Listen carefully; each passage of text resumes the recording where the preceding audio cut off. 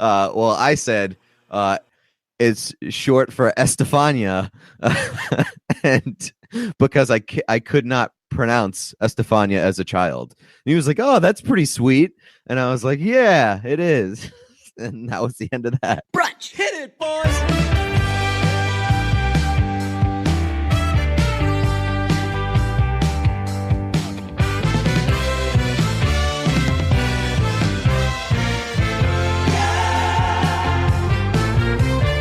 You know why Brunch is the best podcast in the world?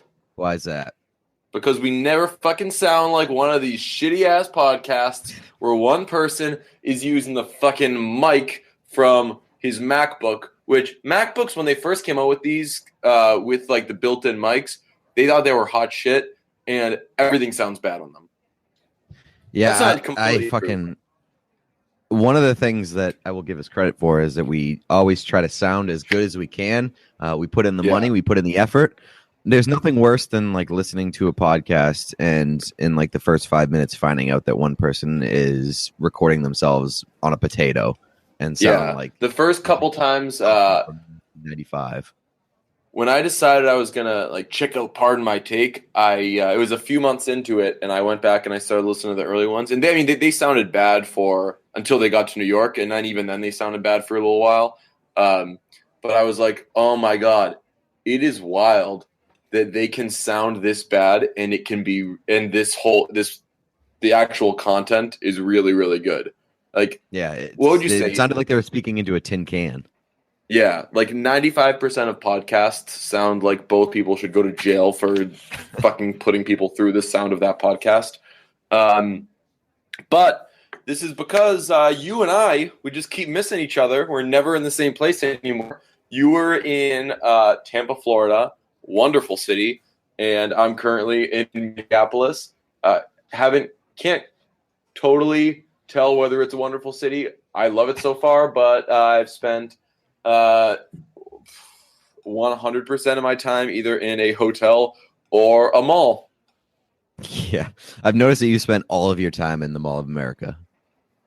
Yeah, because Radio Row's at the Mall of America, and some of the Patriots are staying at the Mall of America, and the Eagles are staying at the Mall of America, and a lot of both their availability is at the Mall of America. Not that I've gone to either teams. I haven't gone to a sports thing since the opening night thing, which is very, very weird. Like a year and a half ago, I probably would have had like a fucking meltdown over it.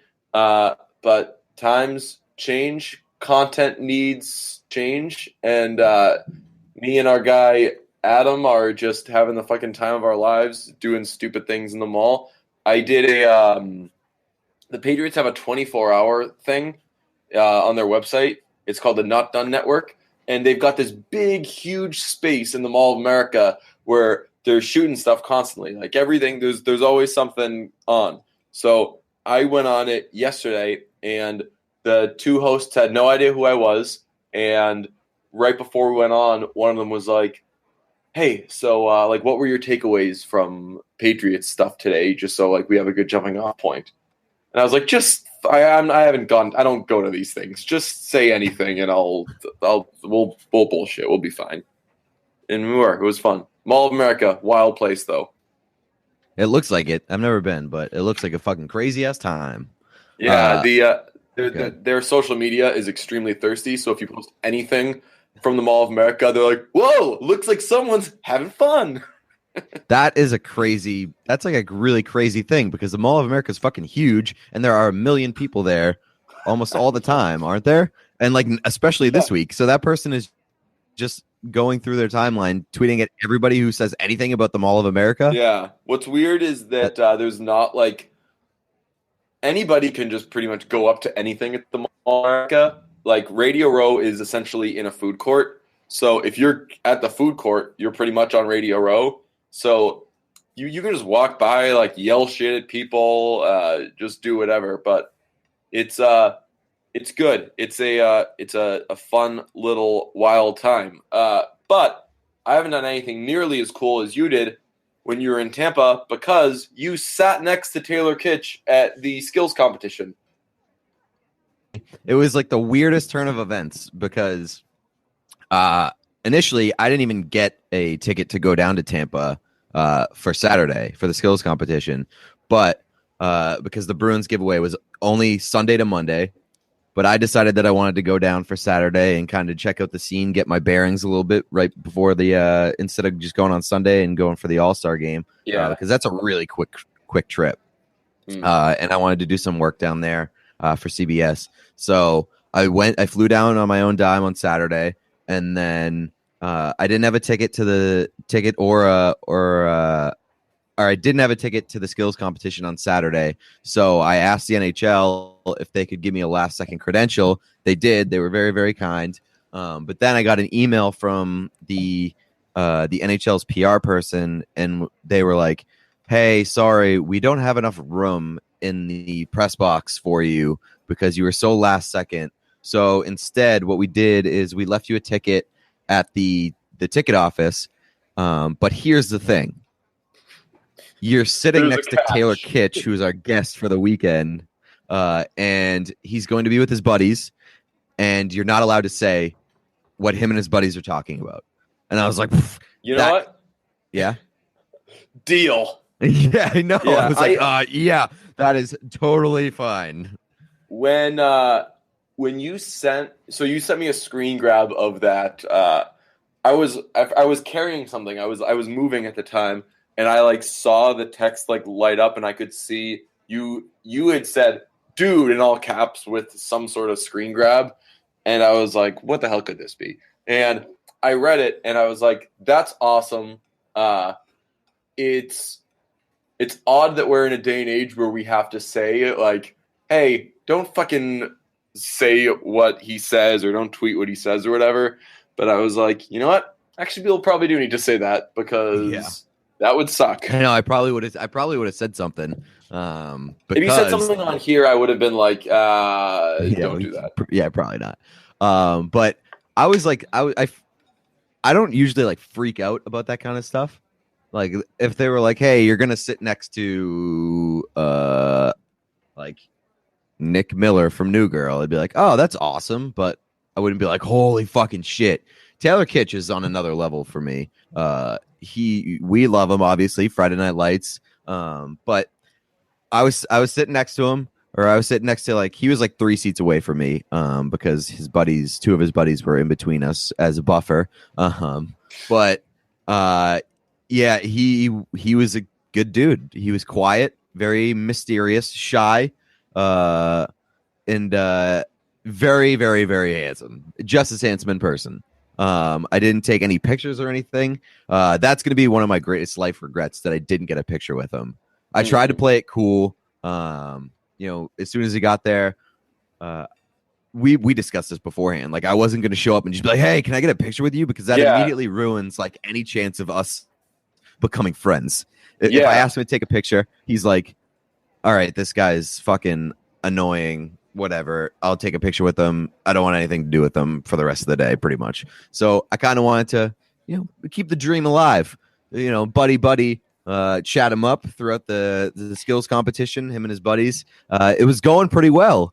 I was very pleased with the direction that things were where they were heading. But they ended up taking off like 3/4 of the way through the skills competition, never to return or be seen again. So I didn't get that picture that I was planning for at the end of the night. That's awful. That felt like throwback early weeks of brunch, like getting guest shit, because as soon as you said you were going or that was going to happen, we texted about how exciting it was and how like, can you fucking believe it, all stuff. And then it was like, all right, what's your plan? And you were like, definitely getting a pick. And I was like, when? And you're like, at the end. I was like, good boy. So yeah, you're not going to say Friday Night Lights. You're going to say yes, only the Brave. That was another part. You were like, yep.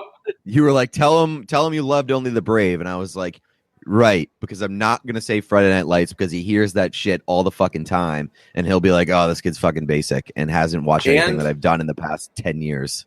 Right. And if you went to see Only the Brave, there's a good chance that it was because you're a Taylor Kitsch fan. So that it's assumed then that, okay, so he likes Friday Night Lights, he likes all my shit. And what was also cool is your whole life had prepared you for this moment, because we had intel on Taylor Kitsch's personality, because Derek Phillips, a.k.a. Billy Riggins, had told us that one time they were at a bar and people walked in Texas, and people walked in, saw the Riggins brothers drinking beers, were very excited, tried to buy him shots and everything, much like their characters on Friday Night Lights. And Billy Riggins, Derek, had said that was fine for him, but that's not Taylor Kitsch's personality. He doesn't really drink, doesn't really get after it as often or as much as Tim Riggins did. So you kind of knew going in that you might be dealing with a kind of shy fella. I was trying to figure out a way in which I could sneak Derek Phillips into the conversation, but it never happened. I think that would have been like a really cool move. Like if I referred to him as Derek Phillips and not Billy Riggins. Yeah. I think he would have been impressed, but I never got a chance to slip that into a conversation because I never talked about Friday Night Lights. He did ask me about if I'd seen Waco, and it literally fucking broke my heart that I had to tell him no, because I just I haven't seen. Because I just haven't seen like the first. I think there was one episode by the time when we were at the skills competition, and he was like, "Hey, have you seen the new show on Paramount Network?" And I was like, no, but I'm going to, and I've heard great things, but I just haven't gotten a chance to see it. He was like, "No big deal, man." Did you tell him? Did you tell him that you work in the media? I told his buddy. His buddy was asking me what I did, and then that information was relayed to him. Okay, so that could have been a turnoff for him, but I would have said, hey, so this is wild, but I've actually worked with your pal Derek Phillips. And then he'd be like, oh, what'd you do? And then he could be like, I have a podcast. And then anytime I have to tell somebody bigger than me, like I have a podcast, it makes a piece of me die inside, because nobody fucking wants to hear about your podcast, especially if they're a big deal. Right. I always refer to it with people in my life as the podcast. Like, I do the podcast. If they already know about it, even if they don't know about it and they know you can just say like, oh, the podcast. They'll just be like, all right, whatever. Yeah. Well, like any work people who you may not have met before, I'll always, like, because I bring you up all the time. I got that mentionitis. I'll be like, well, I was with Pete, the guy I do the podcast with, and it's like a nice little the business partner way of presenting stuff.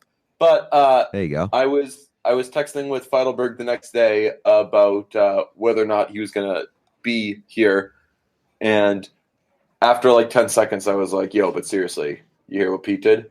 And he was like, "Did he get a pick?" I was like, "No." Yeah, I fucked up. It's gonna haunt me for a long time. You played it right, but there was a risk involved. You took the risk. Yeah, I did. And I was hoping that my emergency backup plan was that they would have fucking shown him on TV, and I would have been right next to him, which would have been way cooler, honestly. Yeah. But apparently they just didn't fucking show him on TV, which is like the most NHL thing.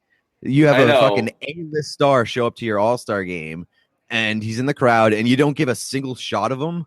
What the hell? This is a bigger conversation. Is Taylor Kitsch an A-list star?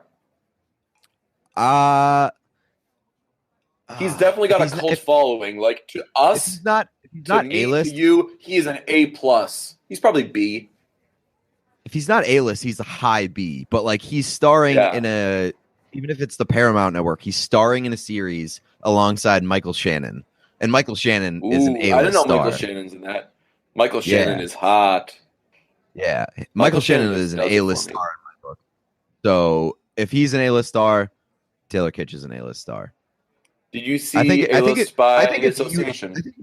I think if you don't think that Taylor Kitsch is an A-list star, then that is more of a reflection on you than it is on Taylor Kitsch. Oh, no, definitely not. Wait, like me personally? No. Like anybody who says like one, okay, but A-list isn't what you do and how you do it. We all know that nobody knocks it out like Taylor Kitsch. But I think that A-list is like household name. Everybody knows who he is. He's in the new Will Smith thing. Like, because A-list, the first person you think of is Will Smith, right? Probably not, but he's up there. Yeah. But like A-list celebrity, I guess, is probably Will Smith.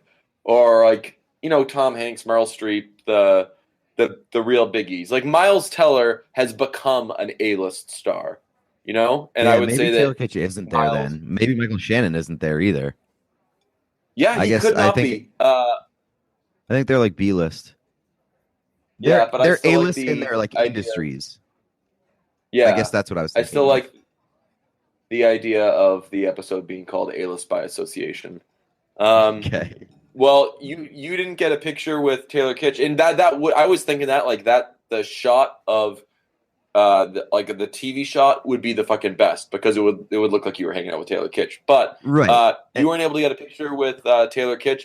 I was able to get a video with Darren Rovell, and I did see that. The high cutie.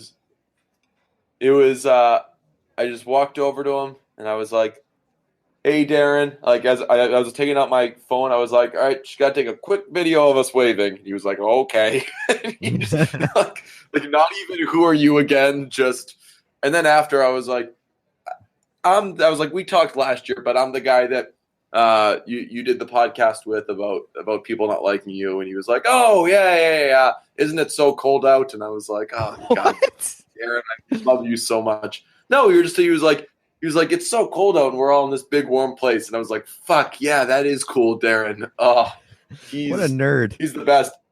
The best part was it was like the one time I was sitting down in the media workroom and I was sitting with Kevin Duffy from Mass Live and Ryan Hannibal from WEI.com.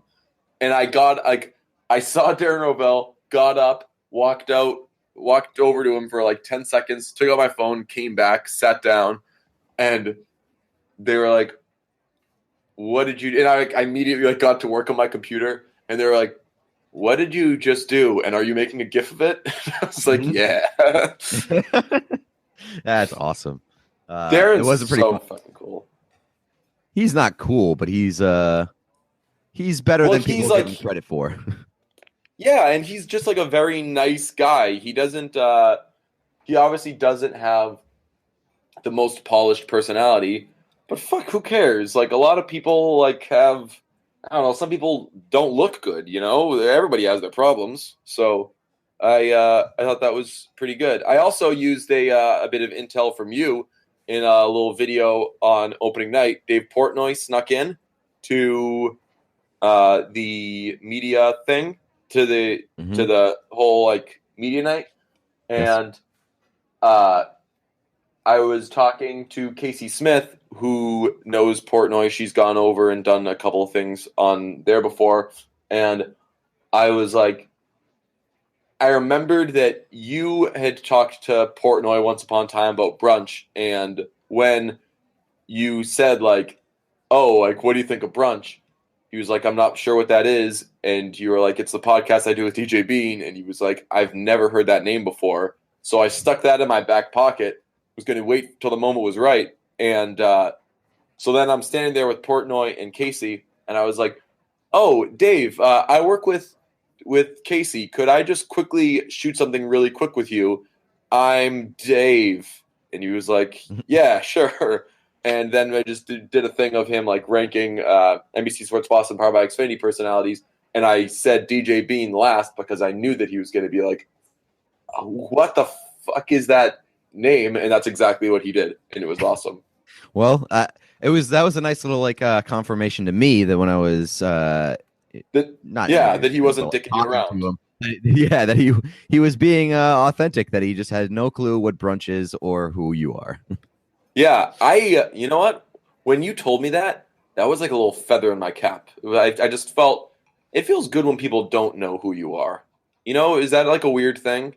Yeah, I wouldn't agree with that, especially I know, but we've talked about that. You like the idea of notoriety and people, and I don't know. I always have been kind of weirded out by that, and every now and then when you get a confirmation that you have none of that. You're like, ooh, yeah, that's that good stuff. Like, I like knowing people who like I like knowing like relatively notable / quasi famous people. I think that's really cool. But I like the idea that if I'm hanging out with somebody who's got any bit of fame and someone comes up to us, they have to introduce me and say like, hi, like, oh, this is DJ versus like, oh, this is DJ. You may know him from blah, blah. I like that you may not know me.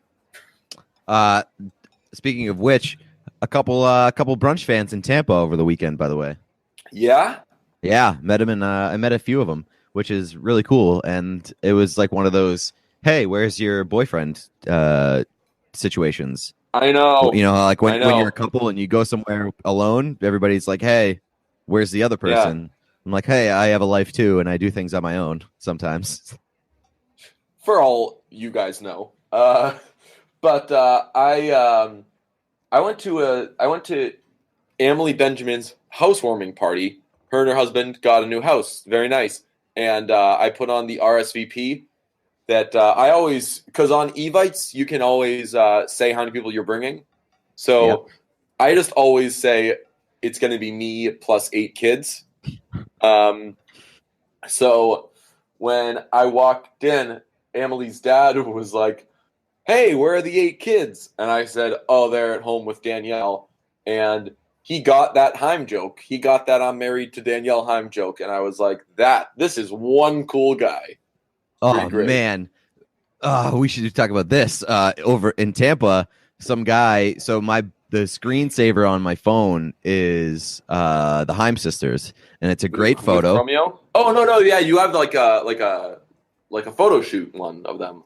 Yeah, it's just like a really great photo in which the 3 of them have their eyes closed, and they're very close together, and it's beautiful and wonderful. And so that's my screensaver on my phone or my lock screen. And I was at the bar in Tampa and talking to a stranger, as one does. And he saw the picture on my lock screen. He was like, hey, who are those girls? And I was like, oh, they're my sisters. I was feeling pretty good at this point, was a little lubed up, decided to lie. And I was like, hey, they're my sisters. And he was like, oh, what are their names? And I was like, Danielle, Alana, and Esty. And he was like, Esty, what kind of name is that? And I was like, I can't say Jewish because I don't know anything about Jewish culture. Is Esty Jewish, by the way? Is that like a Jewish name? Seems like it. So I said, is Esty Heim Jewish? And I was like, yes, she is. No, obviously, but like, is that name Jewish? Yeah. I have no idea. Okay. Well, I said it's short for Estefania, and because I could not pronounce Estefania as a child. And he was like, oh, that's pretty sweet. And I was like, yeah, it is. And that was the end of that. I love that shit. That always made me laugh so hard. The stuff of like, oh, I couldn't say this when I was a kid, so we all called him this. Like, then fucking wait till you can say it and then call it the real name like everybody else. But I remember it kind of goes along with, I mean, that's the kind of the MO of this podcast. If we don't know something, we just pretend it's true. And then even if we find out it's not true, we still keep pretending that we were right. Can I tell you a little something about my past? Oh, God. Sure. When I dabbled in stand-up comedy, that was one of my jokes. What was? That how come when a kid can't say something, they just let them say the wrong thing and then change that person's name forever versus just fucking waiting till that person's smarter and older and able to fucking speak. And I had some good examples. There may have been a little tag on there. It was like something about like respect with old people. And I think it was like, oh, you want to go by grandpa? Well, sorry, a fucking 1-year-old can't talk yet, so we're going to call you Tampon for the rest of your life. It's not bad. It was a pretty good joke. I was okay. You know what? I'll be honest. I was okay. That's like a warm-up joke. Yeah. Oh, no, it wasn't. That was a fucking closer. That was no that brought the house down. That brought the house down. When I did stand-up classes, I went last at the at the show that we did at the end. So how about that? Congrats, man. It was let's bring in the ringer. There were some fucking funny ass kids in that class. James the Sabatino, Roxy's grilled cheese, was in that class, and his hilarious. shit was so He's way funnier than you. Stand up's awesome. No, he's not. He's very funny. But I don't know. I could say that. I could say anybody's name in that situation. You would say no, he's not. Like I could say Bill Burr. He's funnier than you. You'd be like, I don't know. Maybe in some situations.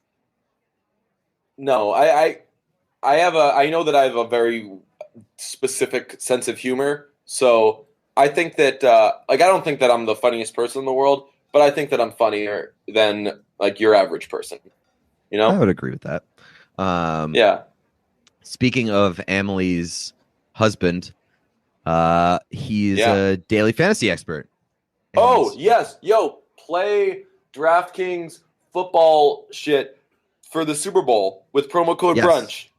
This is really the last big terrible promo chance to do daily fantasy football for a little while. So get it in, man. Does our promo code even still work on DraftKings? I think it does. Okay, well, there's only one way to find out. So if you're playing daily fantasy for the Super Bowl, which I'm sure is a lot of fun because there are a ton of profits and all that or whatever, use DraftKings and use promo code brunch. It will be a lot of fun. I'm going to do it. So let me tell you something, DJ.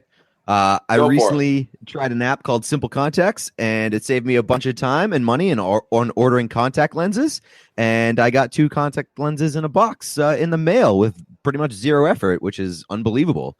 I have to share this with the listeners. If you wear contacts, you know it can be a pain to order them, and you probably dread the annual eye appointment to renew your prescription. Well, Simple Contacts brings the doctor to you. You can take a vision test at home in under 5 minutes. Then a real doctor reviews your tests and writes you a new prescription. This isn't a replacement for your periodic full eye exam, but it is a very convenient way to order contacts from your couch, which is unbelievably convenient. Simple Contacts offers every brand of contact lenses, and their prices are unbeatable. But on top of that, our listeners get $30 off their first Simple Contacts order with promo code brunch. So to save $30 on your lenses, just go to simplecontacts.com/brunch or enter promo code brunch at checkout. Again, that's simplecontacts.com/brunch or enter promo code brunch at checkout. Have fun. Whoa, have fun. Speaking of having fun, you mentioned earlier that you were a little lubed up. Want to hear about a sub-fun drunk experience I had this week? Ooh, sure. So I got back to my hotel room, was very overserved, but it was good. It was like everyone had fun, kind of drunk, and I'm just going to go back to my room and pass out, and it's going to be great. And as soon as I fall into bed, the air here is very dry or cold or whatever might lead to a bloody nose, and then I got a fucking bloody nose. Having a bloody nose when you're drunk sucks. It was the worst fucking time I've ever had. And I feel like a lot of people get bloody noses when they're drunk because they probably get punched because drunk people like to fight. That, I feel, is different. Having like a fucking normal run-of-the-mill bloody nose when you're drunk sucks. And it sucks because... I can't imagine that. That's fucking... It seems like a you thing. I feel like you would always get bloody noses. Just my luck kind of thing. Well, I haven't. It was my first bloody nose in years because my nose, as I've said, is cauterized. But it was. Oh yes, we've discussed this. It was the other nostril. So serves me wrong. I bet they had like a buy one get one half off when I went to do it, and I was like, no, it seems like a scam, and I didn't do it, and I should have. You've had a pretty big for the full. You've had a pretty big nose week. You and our new friend Kelly Rowe, who works in Detroit as a news person, you guys shared a bond over your noses. Yeah, I think that I don't want to shoot my wad here because we're gonna have her on and we're actually gonna do an episode about noses. That'll be fun for you. everyone, and I'll mention this on that, so I'll just do it quickly, but every person with the big nose does have their kind of come to Jesus moment with their nose, you know? Where they just kind of embrace it and it's part of you. Yeah, like look at the cover of the Kaleidoscope Heart by Sarah Bareilles. It is literally 2 shots of her, or it's the same shot, like mirror image, I guess, of her doing like a profile view. And okay, yeah, I do know that album. Yeah, I've never wearing a funky hat. Yeah, I've never really worried about like my nose. I've got this thing where people, for all the insecurities is a bad word because I legitimately have 0 insecurities, that's not necessarily a good thing. But a lot of people think that just because I'm very neurotic or whatever, that I sweat stuff like that, or that I feel self-conscious about stuff like that. And I'm like, you know what?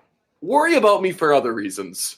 There's plenty of fucking like I said it the other day with like the Bell Let's Talk thing about like when people, or I feel bad if anyone ever feels embarrassed that they're depressed, that they feel that like they're like weird or whatever. Like, yeah, you are weird, but it's because you're a fucking human and everybody's weird. You know, it's like your nose be embarrassed by other shit. Yeah. Your nose is like one of the most defining things about you. Like when you meet you for the first time, that's one of the first things that you'll pick out. Be like, oh, he's got a bit of a schnoz there. Right. But once you get to know you, you figure out that you have a million other issues, and then you kind of just forget about the nose. But so you just made the mistake there. You said other issues, like the nose. I think it's not an issue. I think it subtracts. Like it's not an issue. The rare time that someone finds me really attractive, it's got to be for some reason, you know. And maybe it's that nose. Like I think the nose helps more than it hurts. I'll defend my nose to the death. My nose is fucking awesome. I wouldn't. Maybe issue is the wrong word. You have a million other distractions, things that take attention away. I have a million other features, good or bad. One thing I can't believe I hadn't mentioned this. Do you know about Gasparilla? Do you know about Gasparilla? What's that? It is it happens in Tampa every year. It's like a parade of boats and pirates. Like people just dress up as pirates and get fucking smashed in like a parade and party all day. That sounds amazing. It really wasn't. So it was Saturday, and so when I got down to Tampa on Saturday, I got it there in the morning, and I saw some girl dressed in full Pirates gear throw up on the street at 11 a.m. Awesome. And just like throughout the day, everybody was dressed as pirates and were like stumbling around the streets, absolutely wasted and fucking having the time of their lives. But by the time like 5 o'clock rolled around, it was a nightmare trying to avoid like zombie pirates on the street who would just like look at you and try to start conversations with you about fucking nothing and ask you where shit was, ask you if they could borrow your phone. I was like, no, go away from me. So seems like a real fucking mess down there every year. And it just so happened to coincide with the All-Stars festivities on Saturday. So that was a nightmare. That's hilarious that for some people that like there's still a world in which can I borrow your phone exists. Yeah, it's like, no, like, get the fuck out of here. Use your own phone, you idiot. Right. It's like they have portable chargers now. Like if your phone dies in public, that's on you, and that's a you problem that you need to deal with.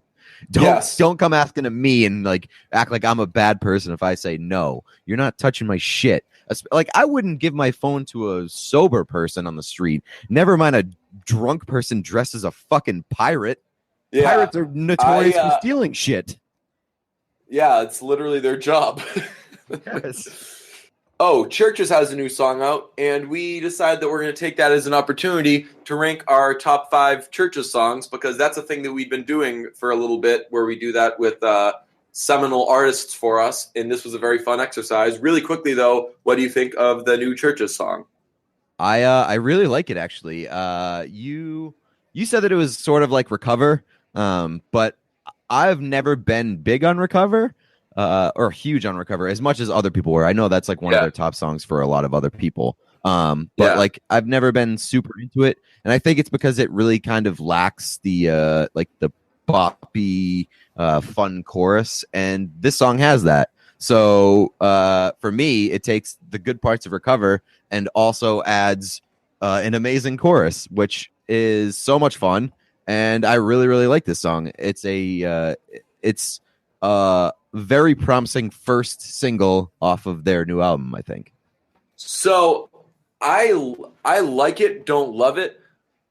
Where I disagree is that I don't necessarily think it's a promising first single. I know this album's going to be fucking awesome because they did it with Greg Kurstin, who does all of Adele's shit. So it's going to be I knew that it was going to be very, very accessible. Like this is basically, not to discredit the song, it's like a dumbed down version of Recover, which is good in pop music because you want stuff that, like you said, is boppy and fun. Like I like the more kind of theatrical elements of Recover. Like Metallica honestly did this with Enter Sandman. They basically made a song that had the exact same structure on their next, or 2 albums later, called King Nothing, and it might have been 1 album later, I forget, but it basically had the same exact bones as Enter Sandman, but it was a little more fun, and I fucking love that song. So maybe I texted you when we first listened to this, I was like, I think I'm gonna come to love it.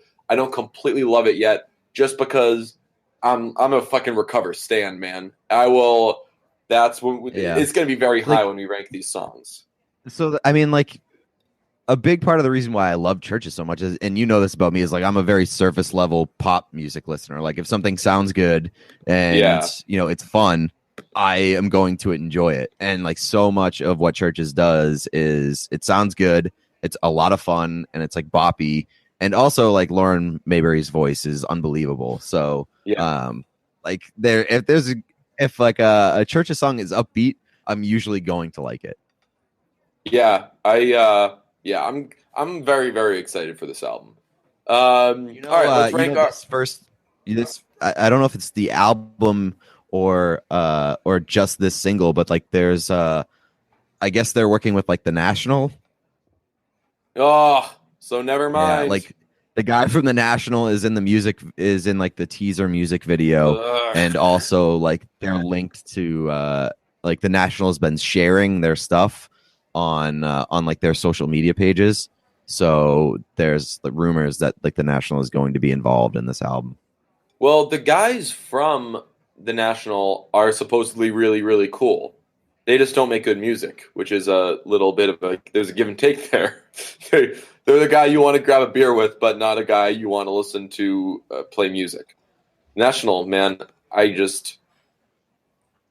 can't think of a group where more people have been like, you haven't listened to the right songs. And I'm like, well, then they have too many of the wrong songs. If every time I've heard them, it's not been good, then fuck. But yeah, I agree with the thing of being like a very surface level pop listener, because really that's what pop is. Like I love when there's like great, refined, smart pop. That's really that's what fucking I get my rocks off to that shit. But there's a reason why like I love Taylor Swift, you know? It's just the first time you hear it, you're like, I get it, and you don't need to fucking reinvent the wheel. All right, let's get into our top 5 Churches songs. Are we going backwards or we'll start with 5?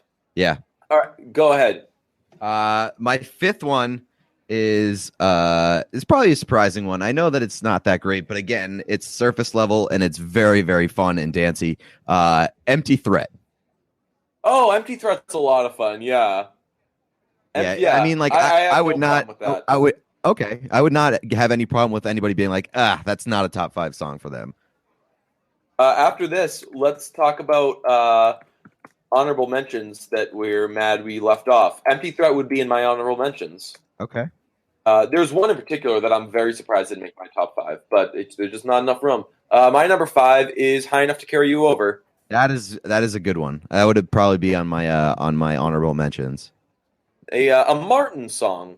It's, is it? I didn't even know that. He sings that. Oh, I thought you meant Max Martin. Oh no! It would have been if there was a Max Martin Churches song. I can assure you where that would be on this list. Oh my god, that would be fucking amazing. Just fucking do it, Churches. Just Churches X Max Martin. Oof. Oh, banger. Yes. Go. Yeah. So number 4 for me is Never Ending Circles. Ooh, Never Ending. So that's interesting because my number 4 is the other single from that, or the other pre-album release single, which was Leave a Trace. Leave a Trace? I prefer Leave a Trace those to Never Ending Circles. Those two for me are like kind of interchangeable. Like, so I would put those as 3A and 3B actually, if I can do that. So is your number 3 Leave a Trace? Yeah. Oh, nice. My number 3 is Clearest Blue. That's my number 2. Hello. Yeah, Clearest Blue is just, man. It's that Blue song is just so great. Clearest Blue reminds me of the Handlebar because that was when I fell in love with the Handlebar. Like, they play good music in it, and I was in one class. It was like my 5th or 6th class, and we did like a very like sticky, sludgy climb to Clearest Blue, and I knew it was coming. She was like, all right, it was Sarah, who's been on this podcast. She was like, all right, in 10 seconds, we're just going to take everything off that wheel and just sprint. And it was obviously at the drop. And I was like, oh my God, I'm sweating so much. And I'm so fucking happy and excited. It was just like the most fucking fun I've had on a fucking bike. Sarah's been on this pod. Yeah, she did Dream Guy. Oh yeah, that's right. Yeah, that's right. Yeah. So what's your number 2? My number 2 is going to be. Do I?